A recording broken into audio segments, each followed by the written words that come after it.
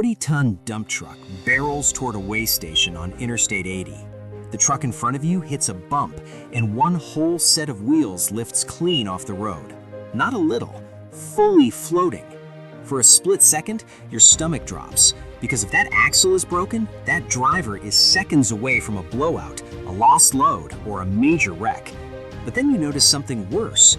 Those useless tires are spinning in the air like they're alive, on purpose. So here's the question. Why would anyone build a truck with wheels that aren't even supposed to touch the ground? And why does that weird trick save truckers money, protect roads, and stop tires from being shredded in tight turns? Stay with me, because the most surprising reason has nothing to do with weight and everything to do with what happens when a heavy truck tries to corner. And that's not a glitch, that's genius. Why should you care? Because right now, there are trucks on every highway in America with wheels that never touch the ground. Wheels that look broken, wheels that seem pointless. But those useless wheels, they're the reason your roads aren't covered in cracks. Let's break it down. The weight problem nobody talks about. Here's something they don't teach you in driver's ed. Roads are fragile. That smooth asphalt you're cruising on right now, it wasn't built to last forever. It was built to handle a specific amount of pressure and not a pound more.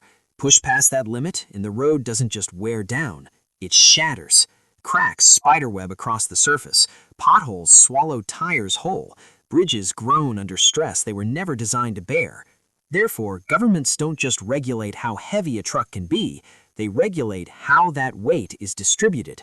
Because a truck carrying 40 tons on 2 axles is a wrecking ball. But that same truck spreading 40 tons across 5 axles, that's a feather.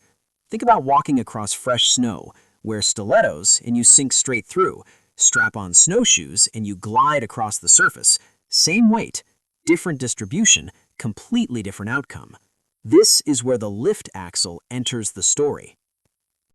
The floating wheel explained. When a dump truck fills its bed with 20 tons of gravel, something has to change. The standard axles, the ones permanently bolted to the frame, can't handle that load alone. Not legally, not safely. The pressure per square inch would crush the pavement beneath them. So the driver flips that switch. Compressed air floods into massive rubber airbags hidden in the suspension. Those airbags expand, hard, and they shove a dormant axle downward until its tires kiss the road. Suddenly, the truck has extra legs to stand on. The weight spreads out, the pressure drops, and what was an illegal, road-destroying monster becomes a compliant, pavement-friendly vehicle. But here's where it gets interesting, because keeping those extra wheels down when you don't need them, that's not just unnecessary, it's expensive. The hidden cost of touching the ground. Every tire that spins against asphalt creates friction. Engineers call it rolling resistance, but truckers call it something else, money burning. More tires on the ground means the engine works harder. The engine working harder means more fuel consumed. More fuel consumed means thinner profit margins on every single haul. Now, multiply that across a fleet of 200 trucks, each one traveling 150,000 miles per year. Suddenly, a few extra gallons per trip becomes millions of dollars annually. Therefore, the moment a truck dumps its load and starts heading back empty, up goes the axle. Those tires lift off the pavement. Friction drops. Fuel efficiency climbs. The rubber stops wearing down against hot asphalt. It's like switching your truck into eco mode, except instead of saving pennies, you're saving thousands. But wait, there's another angle nobody talks about. The toll booth trick. Highways and bridges don't charge trucks by weight alone. They charge by axle count. A 5-axle truck pays more than a 4-axle truck. A 4-axle truck pays more than a 3-axle truck. Simple math. More wheels, higher toll. So what happens when a driver lifts that extra axle before rolling through the toll booth? The sensors see fewer axles. The computer calculates a lower fee, and the trucker drives away having paid half what they would have otherwise. Is it cheating? No, it's completely legal. The rules say you pay for axles on the ground, not axles on the truck. Clever, right? But here's where the stakes get even higher. The turning problem. Picture a 70-foot truck trying to navigate a tight city corner. The front wheels carve the curve beautifully, but the rear wheels, they don't pivot, they don't adjust, they just drag. sideways, across the pavement. Truckers call this tire scrub, and it's brutal. Rubber shreds against asphalt, smoke rises from the friction, the suspension screams under stress it was never meant to endure. Now, here's the cruel irony. The more axles you have on the ground, the worse this problem gets. All those extra tires lock the truck into a straight line. The vehicle resists turning like a stubborn mule. But lift that extra axle, everything changes. The wheelbase effectively shortens. The remaining tires gain freedom to rotate. That impossible corner suddenly becomes manageable. The driver threads through without destroying their equipment or the road beneath them. It's counterintuitive. Fewer wheels can actually mean better control.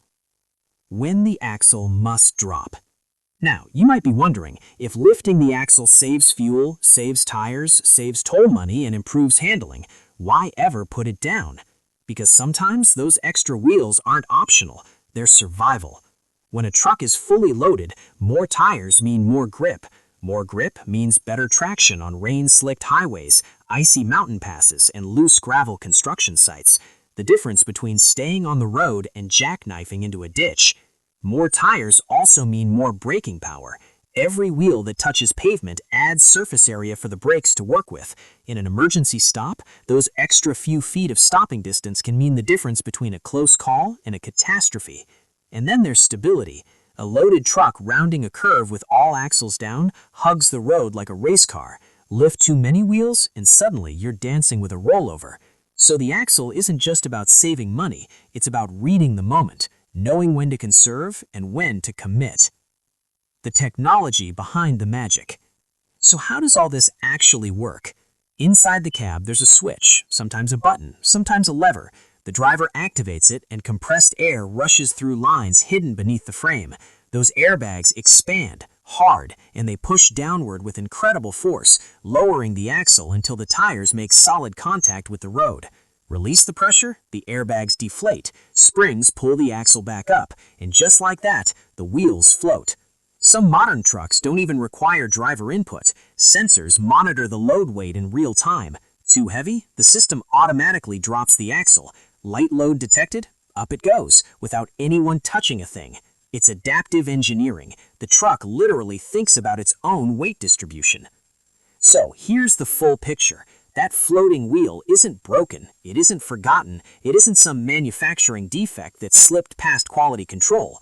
It's a shapeshifter, a tool that transforms a rigid machine into something fluid, something adaptable, something smart enough to protect the roads beneath it, save fortunes in operating costs, slip through toll booths at lower rates, corner like a vehicle half its size, and grip the pavement when lives depend on it. All from one axle, moving up and down. Next time you're stuck in traffic and a massive dump truck rumbles past, look at the wheels. Really look. Chances are you'll spot it. That ghostly axle hovering just above the asphalt, spinning in the air, looking like a mistake. But now you know the truth. That's not a mistake. That's a billion-dollar solution hiding in plain sight. And the next time someone points at it and says, "Hey, that truck looks broken," you'll know exactly what to tell them. If this blew your mind even a little, smash that like button. Subscribe if you want more stories about everyday engineering that secretly runs the world. I'll see you in the next one.